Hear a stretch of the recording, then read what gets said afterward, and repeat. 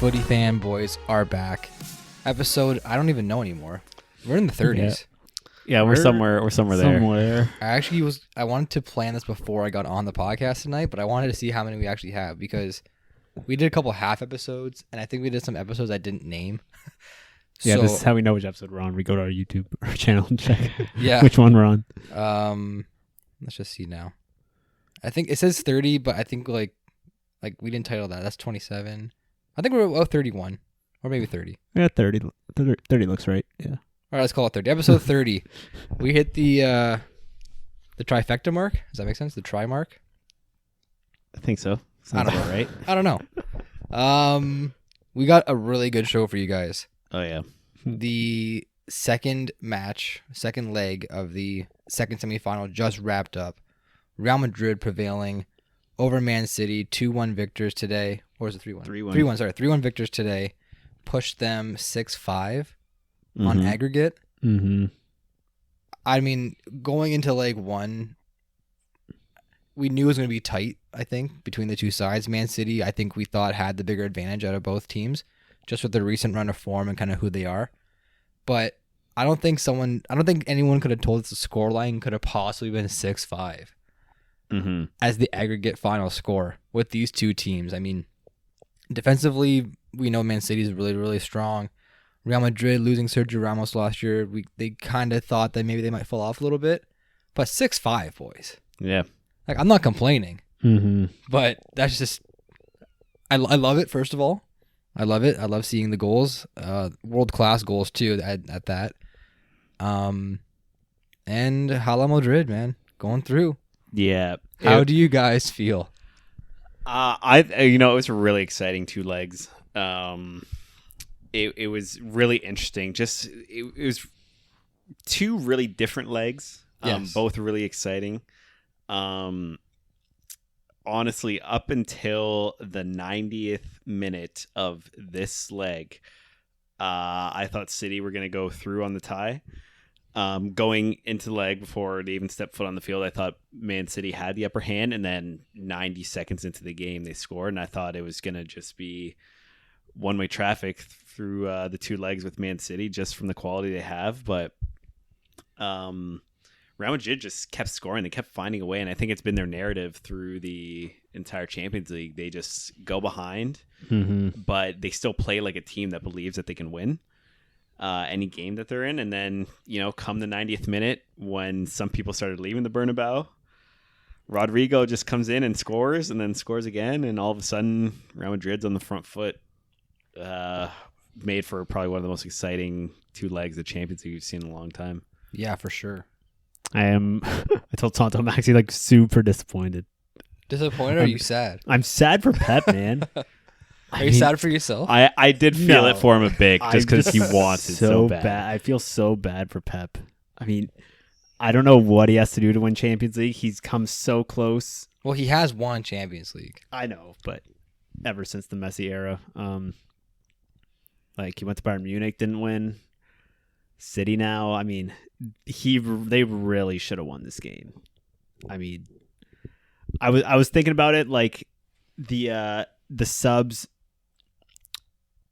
Part of me feels like that Fernandinho and Mahrez sub necessarily didn't need to happen.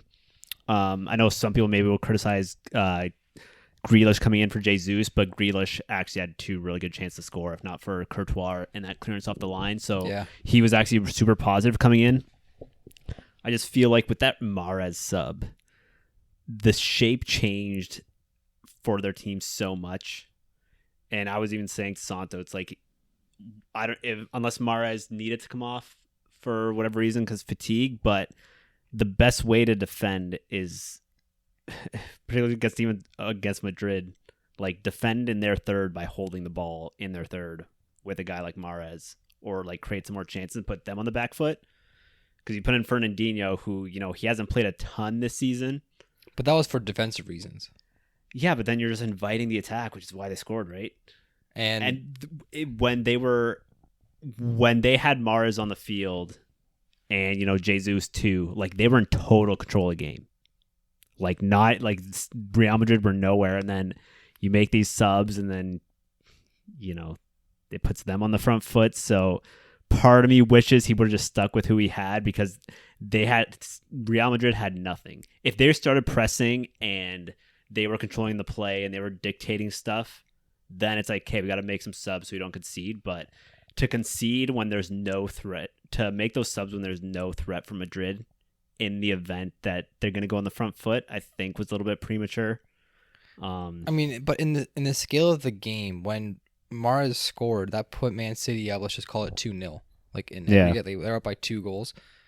So in Pep's eyes, he's probably like, okay, I can sacrifice maybe having an attacking player now for the final 5 minutes of the game. Put in one of our more surefire, reliable, captains. He's a captain for the side for Fernandinho. Yeah. Put him into just play the last 5 minutes of the game, make sure nothing happens, and then lo and behold, something happens 5 minutes later. You can't predict that to happen. I don't mind the substitution, to be honest, because I'm sure they would. I'm sure that they did do a formation shift after the Mahrez sub, because Fernandinho and Mahrez are not like for like, so they must have had maybe 1 or 2 guys play up top now. Yeah, and then drop, like you said, maybe 10 guys behind the ball. Which, yeah, you're asking for pressure, you're inviting pressure, but when you're defending 10 men strong, and you've been playing the game pretty neutrally balanced when it comes to formations, like the entire match, and you're leading 1-0, you would think in your eyes of Pep, you're probably secure. Mm-hmm. So I don't think it was a liability to do that. I don't think it's the reason why they got 2 goals scored on them, because the 2 goals were just balls into the box that got in. Yeah, that came through. They could have happened in the 50th minute or in the 5th minute. That they just so happened to happen in the 90th and 91st. Mm-hmm. But I don't know if you're putting blame on Pep. I'm not blaming Pep, because obviously I can't do Pep's job. No, but I don't know if you're looking to him to say oh, maybe he didn't make the right choice by doing that, which may have cost them the goals against. Because I don't think that could be true. I don't necessarily think it's the reason for the goals, but I think they probably would have been more. They would the game would have probably just continued as it was, where they were holding possession, because they have possession in their third. But when you take out Mahrez and put Fernandinho, you don't have 3 players pressing high on their D anymore, so you can't really win the ball back in their third. So they're going to creep more up, higher up the field. And then the other issue is now you're going to extra time, and you don't have any of your. Yeah. You have. Yeah, Jesus is out, Mahrez is out, so anyone who could score. Sterling in. So you have to bring on Sterling, who hasn't been that reliable for goals. So that's the other issue. In the event of a comeback, now your top Mahrez, who's probably your best goal scorer, is no longer on the field to dig you out of a situation. So, I would have kept Mahrez on the field just for that too. It's hey, in the event they do come back, we go to extra time, at least Mahrez is on the field, so he can get us a goal if we do. I think he tried to play it a little bit too safe, which is understandable. If they shut it down, then everyone would have been great for that. But I do think, I just think he should have kept Mahrez on the field at the end of the day. Somehow, maybe not put Grealish in, maybe put Fernandinho in for Jesus. So just so you have Mahrez on the field, because he's the guy he can run at defenders, get you a goal, or hold the ball in the final third. I just think with that decision, it's in the moment, I don't think anybody said, "Oh, that's a bad call." I think it's a hindsight you look thing. Back on hindsight 2020. It's a hindsight thing, if he didn't do that, maybe. But at the moment, you can't be "Oh, what a terrible coaching decision." But I turned to him. I'm don't take off Bernardo Silva. I turned to Santo. He's don't do it, because you're gonna lose all your high press, and nothing's gonna happen. And he took off Mahrez instead. I'm I don't think that's a good idea. I told Santo while they were making the sub, I'm I really don't think this is a good idea, because I thought he was going to take off Silva at first, because Silva started playing higher, and then he took off Mahrez, and I was I don't think that's a good idea. Yeah, I wasn't crazy about the subs either. I'm not sure if the KDB sub was because of his fitness or his injury. To be honest, he didn't have the best game, and when Gundogan came on, that's how they scored. So that was actually really good. I think it was fitness leaning. Because he looked pretty off. But yeah, it was there for the taking, and I think Man City just got to wait another season to get their long-awaited Champions League win. Given the goals away, the 2 were crosses. The PK was Legit. Yeah, it was. To this day I still don't know why defenders lunge in when a striker is running away from your net. Yeah. Like you're Yeah. asking for He trouble. wasn't really Like, threatening. Like it no. wasn't. I mean, if he would have gotten a really, really good touch and then maybe did like a quick shot, Yeah. like a one touch and then like hit it far post or something. Yeah. Of all players, if someone could have done it, there's no doubt in my mind that person would be Benzema. The way that he's been playing, and I mean, just Real Madrid being no quit. I think they rally around him Mm-hmm. in that mentality. Like he's just been an absolute rock star this entire season. Yeah, it's been La Liga, Champions League. He's got like 16 Champions League goals this year, or something like that. Like one of the best records ever. And he's a player like we touched on. I think last podcast episode. He was kind of under the shadow, I think, of Ronaldo a little bit when Real Madrid was like in their glory. And the last couple of seasons since Ronaldo left and departed to go to Juventus, and then Manchester United now, Benzema's like shown up and like claimed the team as his own. Mm-hmm. Mhm. And I mean, he's always been world class. Like he's always been like a France, number 9 for their team. But I mean, he's playing next level football right now, and I'm happy to see him get the recognition he always has deserved, because he always kind of had a chip on his shoulder, I think. Mm-hmm. I mean, even like when Higuain was in the side for Real Madrid, it was kind of like the Ronaldo and Higuain show, and Benzema was like the third wheel a little bit. Yep. But now it's like, yeah, he's showing up in the prime time. He's he's paid his dues over time, and I mean, he's just been putting on a clinic. Yeah. In the goal scoring category, scoring all types of goals, PKs, head balls, volleys, just clinical finishing. And I mean, I think he's a guy that Pep would love to have in his side. But that being said, if there's one player that's going to carry Real Madrid this entire season like he has been, he's got to be the guy. And I think he's going to threaten against Liverpool. Yeah. Yeah, it's going to be a really, really interesting final. And shout out to Liverpool. I mean, they've been just rolling in all the competitions this season, and we could see them win the quadruple. The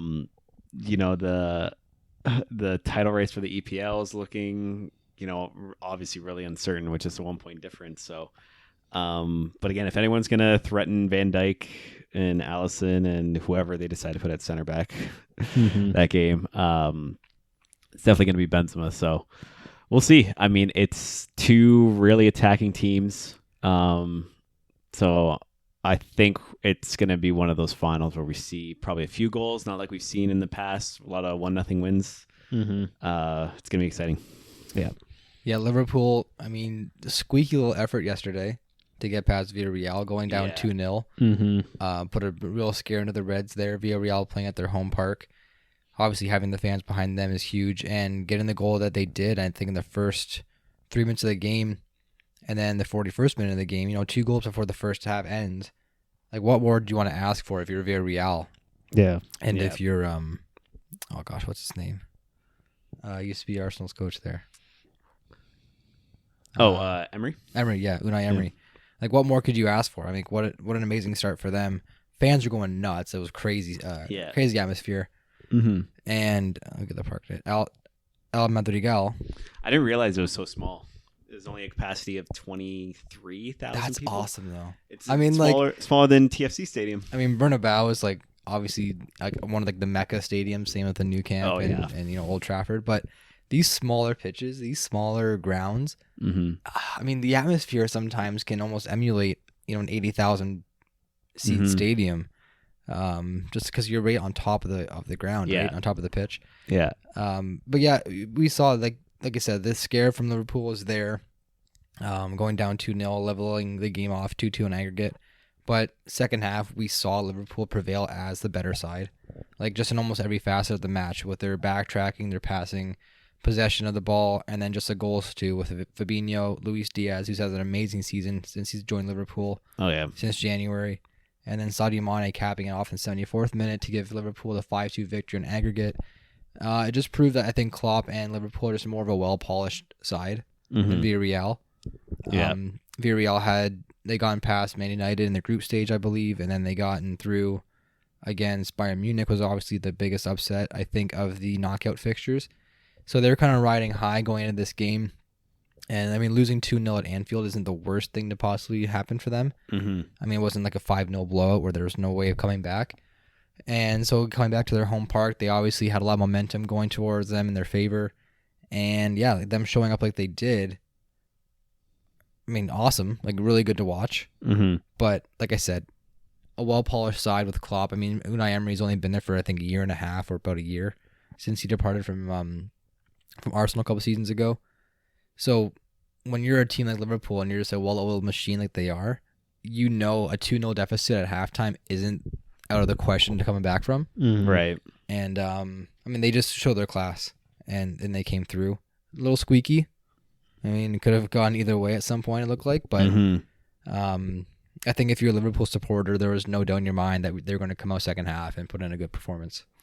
Yeah, when Luis Diaz came on, it was just a completely different game. Yeah, he's sweet. just come out of nowhere for me. I Just know. putting in performances. Yeah, it's been just great to see him play, and honestly, like, it's Liverpool's starting to really put their stamp on just consistent performances. And it's going to be interesting to see what kind of develops over the next few seasons. To see if the tide still kind of stays with Man City being, up top the EPL more often than they're not, versus Liverpool starting to take charge, because they've just been really consistent in all the competitions they've been in, and they're starting to get pretty deep with their bench. I think City really have to look at their whole squad next season, because 2 years ago we would have said like City's like their depth is unreal. Now you look at City, and outside of their starting 11, maybe like 12, 13 players, you really drop off a cliff. Like, just look at their bench against even Real Madrid today.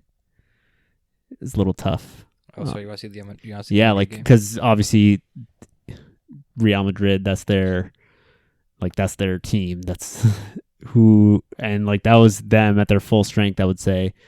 And then you have Ake, Sterling, Gundogan, Grealish, Zinchenko on the bench, and Fernandinho. That's not bad, though.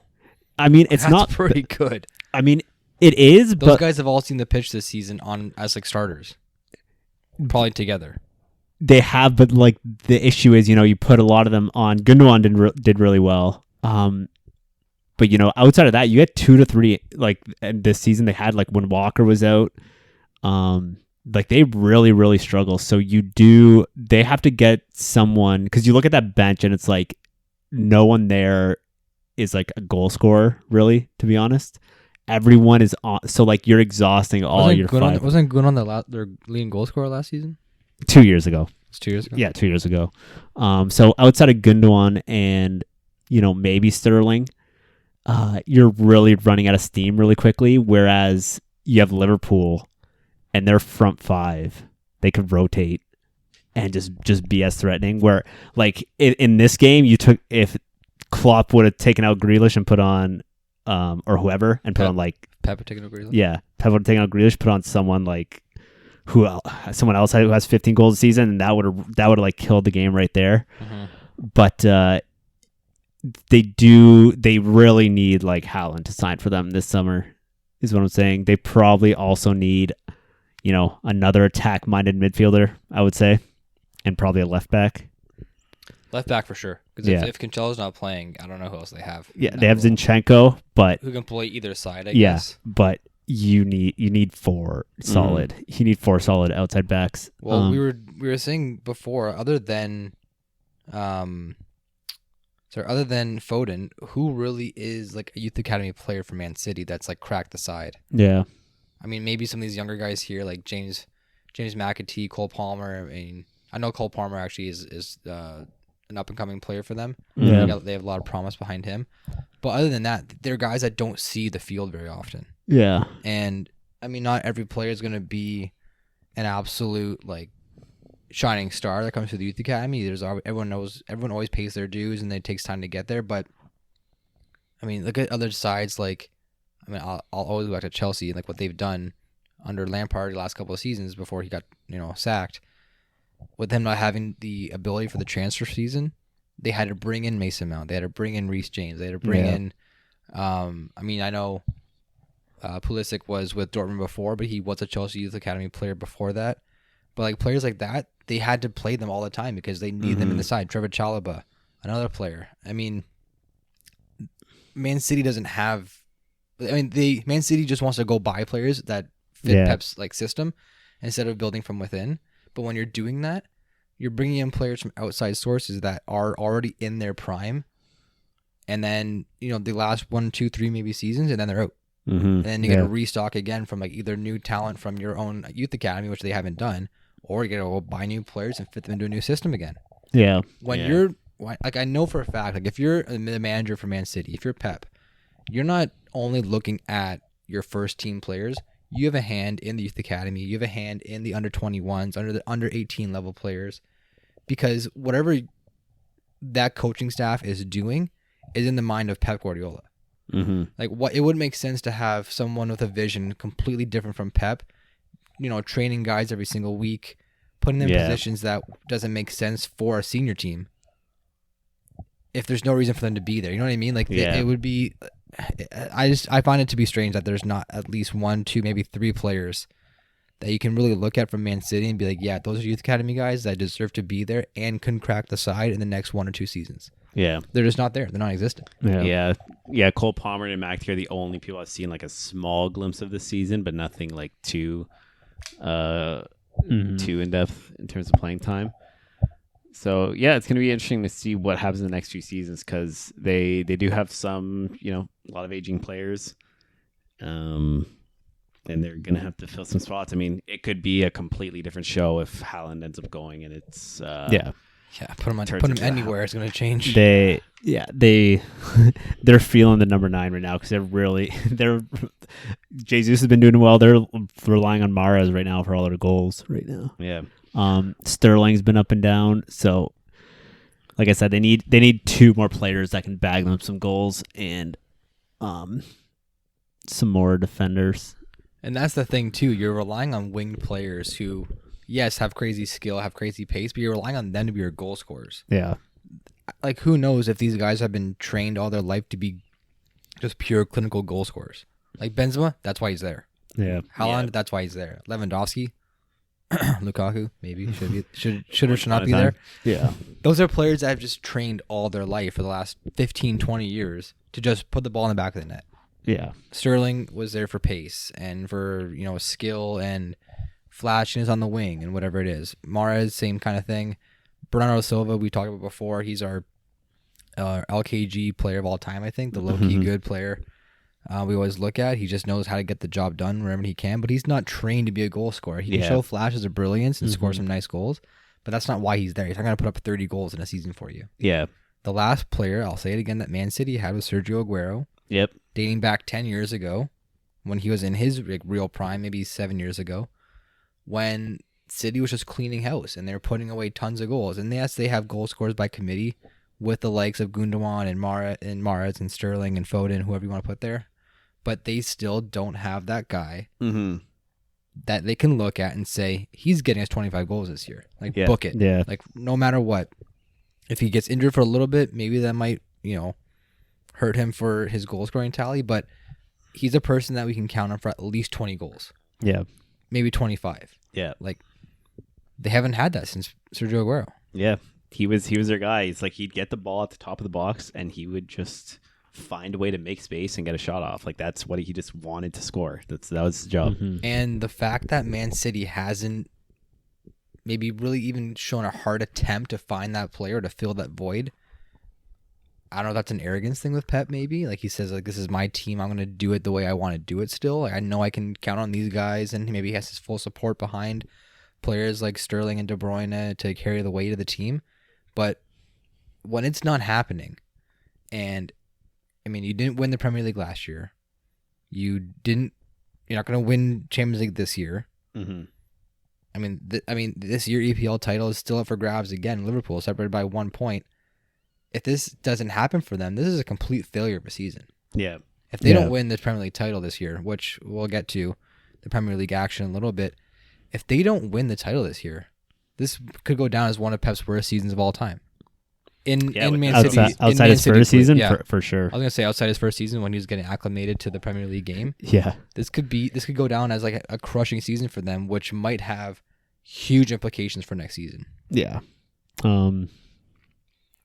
They have to win the league. they had to win this game. They didn't do that. They have to win the league for sure.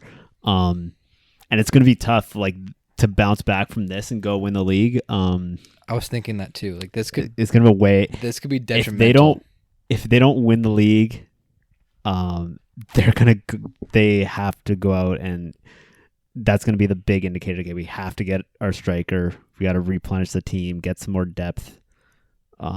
Is it panic mode? I wouldn't say it's panic mode. I think they're pretty. I feel like they're the type of team and just club in general that'll sit down, look at where the holes are, and analyze it properly, and see like where we have to improve. I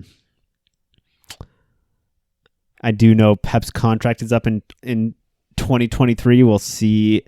I would imagine, even if this season is a complete wash, that they would still offer him a contract extension. I mean, who else are you going to bring in that's going to get you to the semifinals and compete for the league consistently every year? It's obviously very tough.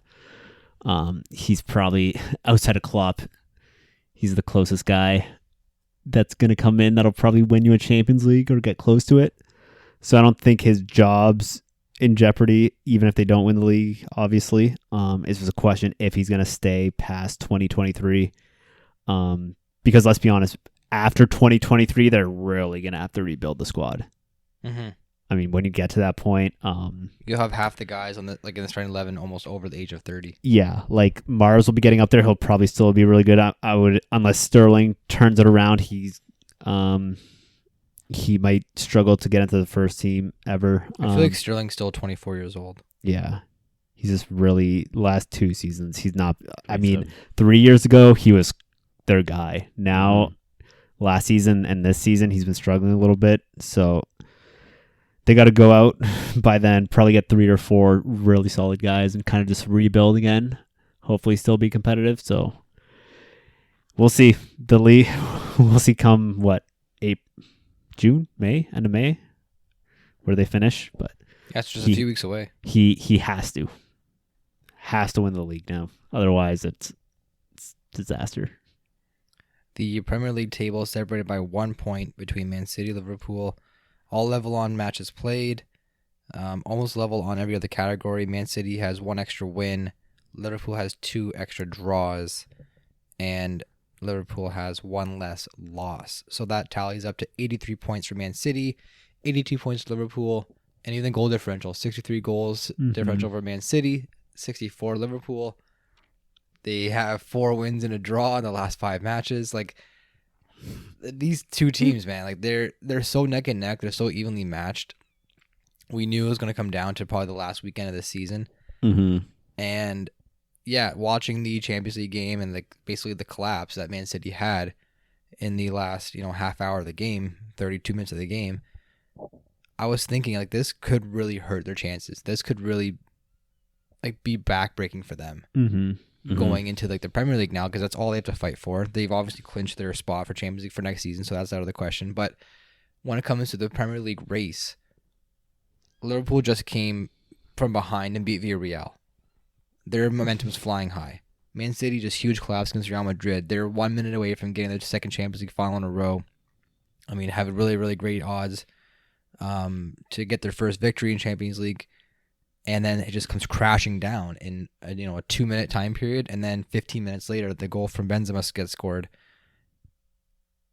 I mean, this is going to really test the adversity of Man City. Mm-hmm. Mm-hmm. Something that they haven't faced that recently. I mean, Liverpool winning last year was an absolute wash of the title. Like they just ran away with it. So, what do you mean? Who won last year? Man City won. Okay, fuck. Sorry, Yeah. year before. Man City won the Year EPL before. last Sorry, year before. Liverpool was year an before, yeah. absolute wash of Liverpool winning, and then Man City had more of a cakewalk last year. So I think this time now it's gonna really come down, and you're gonna learn a lot about Man City. I think in the last 4 weeks of the season, 3 weeks of the season, whatever it is. Mm-hmm. I don't know. I mean, it's gonna be obviously enticing to see, and I just wish these teams play each other again one more time this year. Well, that's what I was hoping for. Just the fact that they're so close at the top of the EPL. If they would have played each other in the Champions League final, it would have been like the penultimate like situation of the end of a EPL season. Because before this, it was the whole City and Man U thing when City won a goal differential and Aguero scored. Yeah. But I mean, just the rivalry between the two teams, just to have them, you know, battle it out for the EPL title and then face each other in the UCL final would have been just like the emphasis on the rivalry they have. But you know, Man City just didn't get the job done, and I think gotta take a good I think hard that's look. why I'm more disappointed because I wanted that so bad. It was just a great story, but Yeah, I just really they really should have won. I mean, yeah, after the 86th minute, I'm like, it's done.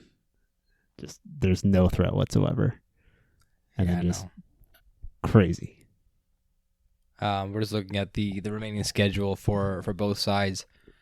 I think we touched on it last time. Liverpool has a bit more of a tough schedule, I think, mixing in the FA Cup final against Chelsea on May 14th.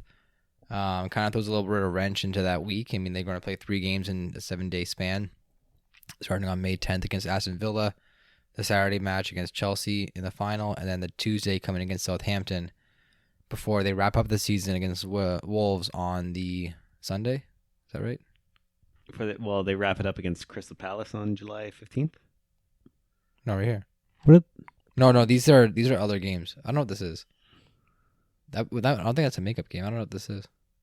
What are these? What do you mean? I think this is all script. Oh, I don't think yeah, those why- last two are. Oh yeah, why are things. they? Why, Yeah, is Man City playing Bayern Munich on July 23rd at 7 p.m.? That could be like some. That could be like a. Wait, yeah, what's going on? I think it's What's it called? Like an exhibition or something. I think that's like the International Cup Yeah. thing. I don't know why Crystal Palace is there. Oh, club friendlies. Okay. Yeah. So they Yeah. must have had them already listed. I don't know why they're listed in the. Like in this match Okay. fixture Yeah. table, whatever. I was like, Man U has played Liverpool still. No. And then City's playing Bayern Munich. What? No, the season's done May 22nd. Yeah. That's when everyone gets to play the game at the same time. Every game kicks off at 11 a.m. our time here in Canada, so that'd be like the 4 o'clock. Yeah, 4 o'clock kickoff in England. I think Liverpool, like I said, they had the tougher schedule. The Chelsea game gets kind of thrown in the mix. Man City remaining schedule against Newcastle, Wolves, West Ham, and then their final match against Aston Villa. 4 very winnable games for them, of course. The Newcastle game, again, might be tough. They just played tough against Liverpool last weekend. And the West Ham game, too, because West Ham's still trying to fight for, another the last Champions League spot, or even... Actually, no, they can't get Champions League. They're trying to fight for a Europa League spot and clinch that. They have to win out, basically, in their final 3 games of the season. But, I mean, they still got something to fight for. They can finish in the top 10 of the Premier League. They've been absent a couple years before last. So it's good that they get back in the top 10. So they still got everyone still got everyone has still got something to play for, except for Norwich or Watford, because they're automatically relegated now since their last results on the weekend. Yep. And the team that's closest to the bubble again, Everton, pulling out a huge win against my Chelsea Blues. Tough game to watch for me. It's like the Frank Lampard, Everton, Andrew, Chelsea derby. It was exciting up until halftime, and then after halftime, it got really depressing on my side of things. But I mean, again, Everton, like, good on them. They had to get a win now more than ever. Clearly, we talked about having to win out the rest of their games as well, and we even chalked off the Chelsea match as a game that they're most likely going to lose. So we were saying how they have to maybe win 3 games, maybe we draw 1 or 2, and then they're definitely going to lose the game against Chelsea. They're definitely going to lose the game against Arsenal. So they kind of did themselves a huge favor and, snags 3 points in an unexpected way. Yep. But I mean, the remaining schedule against Leicester City, Watford, Brentford, Crystal Palace, and the final match against Arsenal. With the run of form that Burnley's been going on now, they almost have to win out these games no matter what. Yeah, I mean it's going to be a really tight race. Like you got Burnley, Leeds, and Everton, 34, 32. Everton still has a game in hand, so if they win that, they could jump up to 16th and push Burnley and Leeds down into the relegation. So it was interesting when City was playing Leeds. You had the City fans chanting that Leeds were going to get relegated. I think it's still Everton's battle, really. I mean, the fact that Everton is even here. I mean, we've talked about it at length. It's still like it's mind-boggling, unbelievable. Yeah. But they need to pick up points. I mean, this Chelsea. I mean, anyone who wants to see like a passionate crowd turn on the 90th minute of the Everton game after the final whistle blew. It was probably the loudest I've ever heard a soccer stadium in my life. Talk about another stadium that's not even that big. Like Goodison Park is around 35,000, maybe 38,000. Mm-hmm. Yeah, it just shows how passionate they are, and obviously they want their team to stay in the Premier League. I mean, for most of the people there, it's all they've really known, or at least a lot of them. So, capacity just under 40,000. It was great, but yeah, like we said, we chalked it off as a loss for this. The fact that they picked this up is obviously huge for them. So they still have fate still in their own hands. They just got to get those results and hope that Burnley and Leeds that just don't go on a massive winning streak that no one anticipates. Yeah, Burnley 3 wins on the trot right now. Yeah, Burnley's got a lot of momentum, so I have a feeling. Yeah, if you click on Burnley's schedule coming up, their schedule's not too bad, to be honest. Villa twice, Tottenham. Tottenham, Newcastle. I think if I had to pick, I would probably pick Leeds. To drop? They got a tough. They have to play what? Chelsea, Arsenal, Brentford, and Brighton. Yeah, so that's very tough. They could easily. They might not win any of those games, to be honest. That Brentford game for them is going to be massive. Yeah, Brentford is the only winnable game. They if they want any chance, they have to win that game and hope Everton, at most win one game, which I'm not sure because Everton got to play Watford and Brentford and Leicester as well, and Leicester, and Crystal Palace at home. Yeah, it's looking a little bit easier for Everton. Obviously, they still have to get the wins and they still have to get the job done, but it does feel like Leeds might not. But obviously, anything can happen. We talk about this, but in all reality, like Everton and Leeds and them are all the underdogs going into these games because they're at the bottom of the table. Only game for Everton that would be favored is the Watford match because they're up by 6 points or whatever it is. Yeah, and it is true. I mean, to be honest, Crystal Palace and Brentford, they're safe, so they're not really playing for too much, so they might not be too difficult. But if you look at Leeds playing Chelsea, it can, and they're playing Chelsea, which, by the way, no guarantee that Chelsea's going to Champions League next year. I mean, it's pretty close. Yeah, it's close, but they do have to win their games. Yeah, Chelsea's separated by 5 points from safety. Well, they are safe by 5 points. Let's call it like that. Yeah. Remaining schedule against Wolves, Leeds, as we mentioned before, Leicester, and Watford. Yeah. God, I don't even know anymore. With this team, they have to win for sure 2 of these games. Yeah, I mean, just if you can get one, it'll lock it up most likely. Even if Tottenham wins their match, that they play next.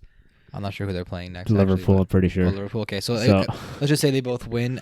Just with the amount of games remaining, it's gonna be really, really tight. Yeah. For them to not make Champions League. At this point, I don't even care anymore. Play Europa, play nothing. I don't care. How we just focus on fixing your team for the better. Yeah. Because there's just so many flaws on this team, and there's so many holes, and it's almost like the team has to play perfect just to beat a top 10 team or something. Yeah.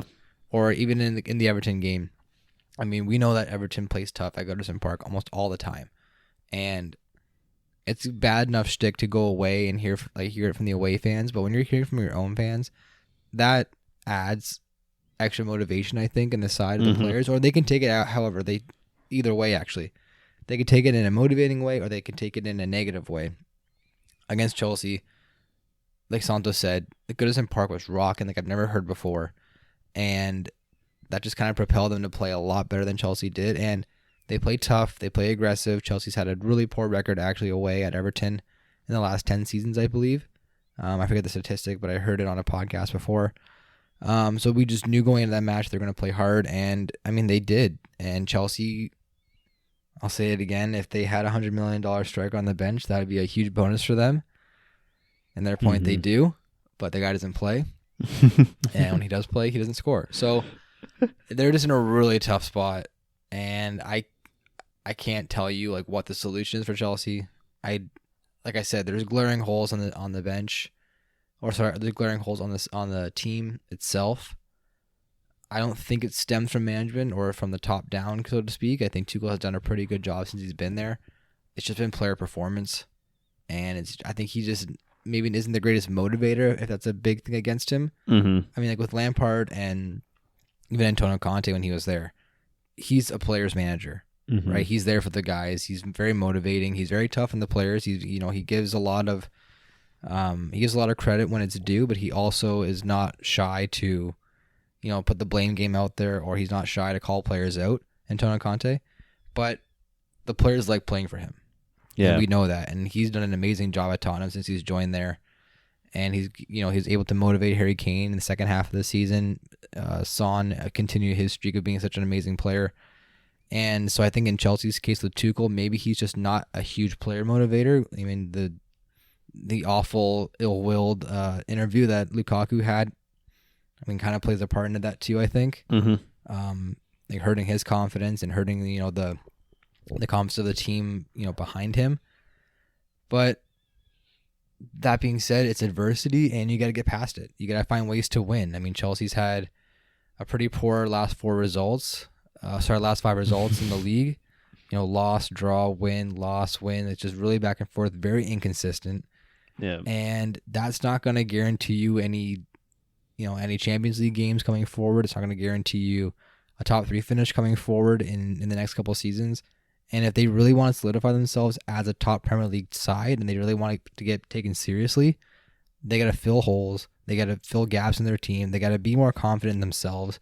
And they just got to portray themselves as more of a world-class club, because the shenanigans that's been going on at Chelsea the last year or so, you just got to lock that shit down. And just, you don't hear that stuff coming out of Man City. You never hear that coming out of Liverpool. Oh, because they have Klopp.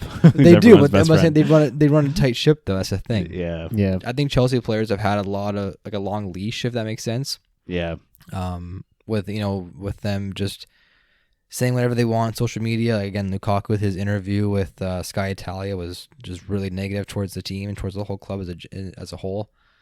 So yeah, you just gotta tighten that shit up and just focus on the sport, focus on football, and focus on getting wins. And I mean, like Arsenal's been rallied behind them in the last half of the season. Like I said, Tottenham, Man U, it's just a sinking ship that they'll have to get figured out in the next couple of years. Oh yeah. But other than that, I mean, the other top 5 teams, they deserve to be there. And Chelsea and Liverpool, Man City, we talked about at the beginning of the year being a 3-horse race going into the final, a few months of the season, and then Chelsea just dramatically fell off the table. And yeah, it kind of all crumbled at the same time for them. But the other 2 teams prevailed, and it's for a reason. They're just well-run machines. They know how to win, and they know what it takes to get things done. And Liverpool and Chelsea's just got to find their stride. Yeah. Yeah, I mean, it's like we've talked about a lot. I mean, there's a lot of work for them to do to just fill in those gaps to become a top team. But they're, like we said, they're probably the closest than anyone else to get to that place.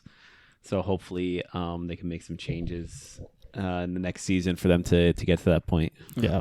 Arsenal's looking scary though. They are. They're going to be good next season if they do well in the transfer market, get 2 or 3 more guys to shore up the team. They're going to Tottenham and Man U might be really struggling to get into the top 4 sometime soon.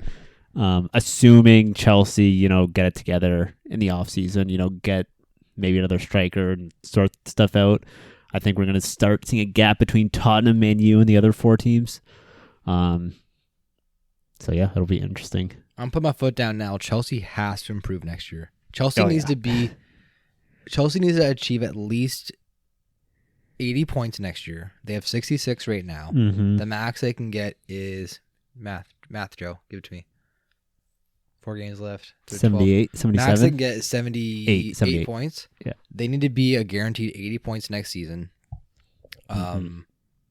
They have to show better results in Champions League. I know they made they made a quarterfinal this year, and they made it tight against Real Madrid, but they have to have a better effort for Champions League. And yes, they're in the FA Cup final this year. Yes, they were in the Carabao Cup final this year. Lost to Liverpool in the Carabao Cup. Possibly could lose to Liverpool in the FA Cup. They need to get a domestic trophy next year as well in some competition. I know they won like that made-up Champions Cup. The made-up. Whatever Club it World is, Cup. the Club World Cup. I know they won that this year, but that was against, Teutonia Club. Mm-hmm. Like, it was against nobody. Teutonia Club. Yeah. Shout out the Windsor District Soccer League. Hell yeah. Yeah, they just had to, they need, not recognition, but they need something. They need to win something that shows, okay, like, we can win. You know what I mean? If that makes sense. They need something. Like, yes, they won Champions League last year. Again, that was like on a miracle run, I think. I'm coming out and saying it firsthand. Like, I did not expect that to happen last year. Yeah. From what was happening with the side. You go from firing a manager in January to winning the Champions League in May. How that happens, I have no idea. But that was obviously hugely successful for them, but they haven't really achieved anything since then. Yeah. And yes, to achieve things in football is to win trophies and win championships, and that's really hard to come by. But they had the Carabao Cup opportunity. They're going to have an FA Cup opportunity. Yeah. They cracked under pressure against Real Madrid in Champions League, and they fell off the face of the earth in the Premier League race this season. So, in Tuchel's eyes too, if he doesn't get away with the FA Cup win this year, it's a failed season. Yeah. In Chelsea's eyes. It's just interesting how like the end of the season comes and how exciting it can be because let's say I'm not excited. Well, I mean, it's just the swing of results. Like it could be disastrous for Man City, and then all of a sudden, say Chelsea beats Liverpool FA Cup final, Liverpool lose to Real Madrid in UCL final, and they don't catch Man City in the EPL final. All of a sudden, Liverpool, all this hype about getting the quadruple, and then they walk away with Carabao Cup. Is that it? Carabao Cup, and that's it. So this is why we love this point of the season because it all comes down, especially in these tournaments. It all comes down to one game. EPL is going to come down to probably the last day of the season. Definitely. Yeah. So it's, teams this month, you're going to have teams that right now could have a projection of being on the highest high and then making come and you're left with nothing. So if there's ever a time to tune into some footy fans, just tune in the month of May because it's going to be exciting. Well said, Santi. Your weekend schedule. There's no early game this weekend, which is kind of nice. No 7:30 a.m. start. Yep. Games kicking off at 10 o'clock in the morning on Saturday. The big one, Chelsea Wolves. Obviously, Chelsea is trying to just like keep pace with Arsenal and solidify themselves in Champions League. Brighton and Man U at 12:30. United again trying to stay in the final Europa League spot. And afternoon match, which we don't see very often, Liverpool Tottenham playing at the Champions League time, 2:45 night game. Night game in England. This is at Tottenham Stadium, I believe. No, sorry, it's at Anfield. Yeah. At Anfield. So that's the big one of the weekend when it comes to just the battle for the top 5. And then on Sunday, Arsenal and Leeds. Talk about Leeds in their battle, trying to stay afloat. Everton and Leicester City, also on Sunday, and Man City and Newcastle. Again, Newcastle playing. Man City playing one of the toughest teams to play against in England right now. Newcastle probably been on the greatest form out of any side in the last 5 matches. They did come off a loss against Liverpool last weekend, only 1-0, I believe. Yeah, 1-0, really hard fought game. Yeah, hard fought game in Newcastle's favor. So yeah, they're no one to push over right now. They're playing really, really well, and let's give a quick shout out to the Championship division. Fulham coming back into the fold this year. Yeah. Mitrovic being the greatest goal scorer of all time in the Championship division, and also Bournemouth coming back in. The Cherries going to make their return to the Premier League. It's kind of funny to see Eddie Howe still there now, but with the the red and black stripes instead of the black and red stripes Yeah. of Bournemouth. And then really cool how they do the third place side to come into the Premier League. I love how they do that format in the Championship division. Where they got to like kind of face off. It's a playoff, yeah. Yeah. So you'll have the top two teams automatically make it, and then 3, 4, 5, and 6 go into a playoff. Yeah. So like you could be the 6th place team Yeah. and get promoted, Mm-hmm. Yeah. which is really cool. You obviously have to win. You got to beat the 3rd place team and then beat the final. Sorry, win the final of the 4 versus 5 match. But I don't even know who's in 6th right now. Actually, Luton Town. is Luton in Town. 6, yeah. give me the top 4. Sandy, go on to the playoff. For the playoff, we got Nottingham Forest. I just love how Nottingham Forest is Nottm. Yeah. Forest. Nottingham. It's too long. Nottingham. They're in 3rd. You got Huddersfield in 4th. Sheffield United in 5th. There you go. And Luton Town in 6th. Is Luton Town in 6? Is that the guarantee spot, or can they get bummed up with somebody else? I think the season's done. Yeah, they don't got the like the little I think it's wrapped up. lines here. Little line. Oh, do you mean like matches played type thing? Yeah, I think I'm saying like there's like they can't get bumped out. I think. Oh, yeah, I think they've all played. No, there's one more match day left. One match. Okay. One more. Can they get caught? They can get caught by Middlesbrough. Middlesbrough come back in the fold. Middlesbrough can actually jump up to 5th. Sheffield United in 5th and Luton Town in 6th. Both have 72, and Middlesbrough have 70. Okay. And Millwall cannot catch them. Their goal differential isn't good enough. Okay. Well, they could actually. So Millwall could also get in there if they get a win and Luton Town get a loss. Wild stuff. Yeah. Looking at the last match day for the Championship division. So he gets promoted. So he gets the big bucks going into the Premier League. I mean, again, we said it before. Like that's for any side that's so big, Mm-hmm. so big, and it'll be good to see Fulham back in the fold. Craven Cottage will be rocking next year. Mm-hmm. Bournemouth is at what's their stadium called? They are. Yeah. Isn't it like the one on their shirt? Not Vitality. What is it? I know it. It's like 7,000 people or something. Yeah, Stop. It is Vitality. Vitality. Fucking right, boy. Yeah, that sounded familiar. 11,000. 11,000 people capacity. That is Nice. not very big. No, but No, it's not. awesome. Yeah, look at that place. Yeah, that's actually smaller. That is than small town. Just Is that smaller than BMO? BMO's 20, BMO is like 30,000. almost 30, yeah. Yeah. It's bigger than Villarreal Stadium. Really cool park, though, Vitality. Yep. Yeah. Even Craven Cottage, too. And just like the name Craven Cottage, like such a Premier League name. Like I know. I honestly think my favorite was Tottenham's White Hart Lane before they just changed it to That was a nice one, Yeah, too. it's like Tottenham Stadium. Santi's like, oh, they playing at White Hart Lane. I'm like, you mean Tottenham Hotspur Stadium? Yeah. Yeah. Great, thanks. Like, I love the Craven Cottage, like the pillars in here and everything, and like separating the grounds. And Yeah. like it's got like the little house with like the roof on it. These shingles are probably 180 years old. Yeah, I love those Look at just that. small England stadiums. Just love it. On the water in London, on the river. Yeah. The River Thames? I have no idea. Yeah, so shout out to those two teams. Like I said, Bournemouth and Fulham going into next season. Norwich, Watford definitely dropping into the Championship division. And then, yeah, the likes of Leeds, Everton, and Burnley trying to avoid relegation, which would be hugely detrimental to them. Again, Everton, Joe pitched that YouTube video. I actually ended up watching it last week. It was pretty good.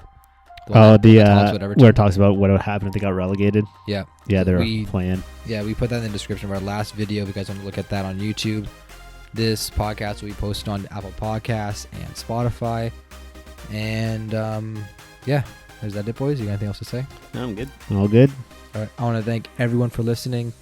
Again, you can follow us on social at @footy_fans. Fans spelled PHANS. Have a good night, everyone. We'll tune in next week after all the week's action. See everyone. See ya. Ciao.